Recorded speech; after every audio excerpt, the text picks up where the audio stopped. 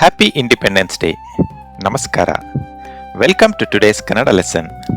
In today's lesson, we'll learn how to greet a celebrity, tell them that you are a fan, talk about what you like about them, and politely ask for a selfie or an autograph. Let's get started.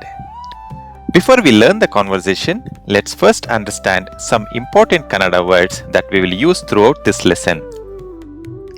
Nanu, I. Nanu means I.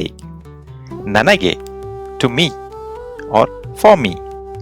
Nanage means to me or for me. Nimma, your, respectful form.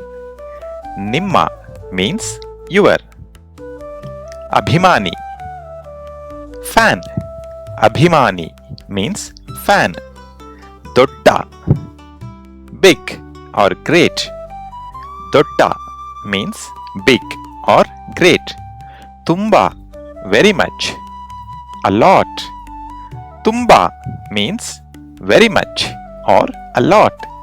Ishta, like, favorite. Ishta means like. Now, let's see how these sentences can be used. Namaskara, sir. Hello, sir. Namaskara. Hello. I am your biggest fan. ನಾನು ನಿಮ್ಮ ದೊಡ್ಡ ಅಭಿಮಾನಿ. ನಾನು ನಿಮ್ಮ ದೊಡ್ಡ ಅಭಿಮಾನಿ. I am your biggest fan. ನಾನು ನಿಮ್ಮ ದೊಡ್ಡ ಅಭಿಮಾನಿ. I like your movies very much. ನನಗೆ ನಿಮ್ಮ ಮೂವೀಸ್ ತುಂಬಾ ಇಷ್ಟ.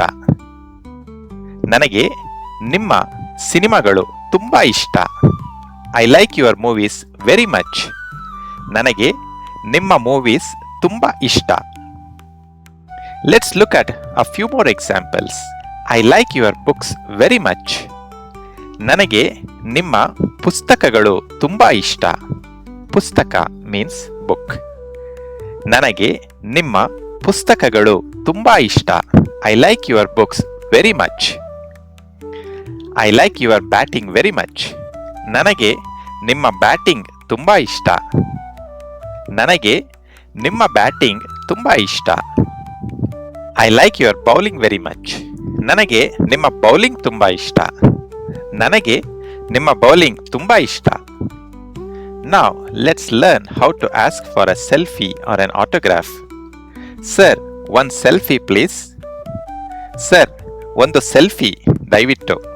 ಸರ್, ಒಂದು ಸೆಲ್ಫಿ ದಯವಿಟ್ಟು. ಒಂದು means one and ದಯವಿಟ್ಟು means please. Sir, one selfie please. Sir, ಒಂದು ಸೆಲ್ಫಿ ದಯವಿಟ್ಟು. Let's request an autograph. Please give me your autograph, sir.